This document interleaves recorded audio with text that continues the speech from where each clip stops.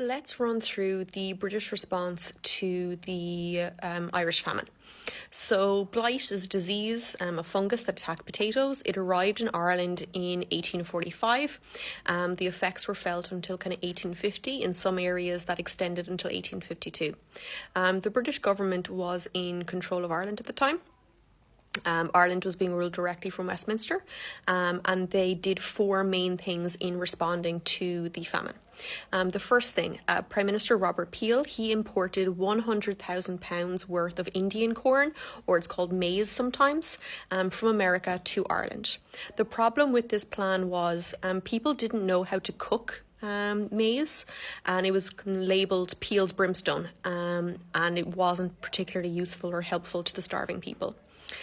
When Robert Peel was replaced by the Conservative government, they followed a policy called laissez-faire, and they stopped buying corn.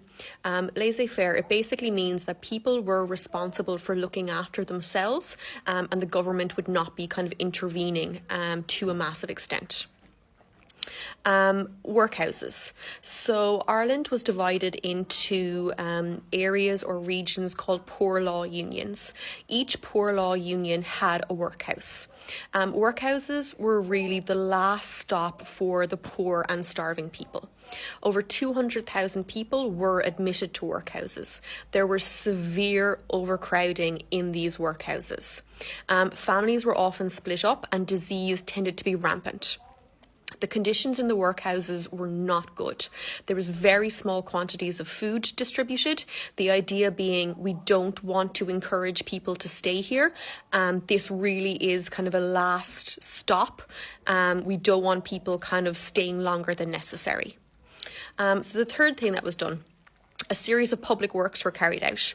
Basically, people did public works, they did hard labour, such as building roads, dams, canals, in exchange for food. The problem with this was a lot of these public work schemes, especially the roads, they literally went from nowhere to nowhere. And the people who were doing this hard labour were starving. They were really, really hungry. But again, it kind of ties in with this idea of laissez-faire. So you're not giving people something for nothing. They're working to kind of earn their keep, basically. The last thing that was done are soup kitchens. So the first soup kitchens were originally set up by the Quakers. They were hugely successful. The government eventually passed something called the Soup Kitchens Act, and we ended up with kind of 3 million people a day being fed by the soup kitchens. But the government eventually closed these down and sent people to workhouses instead.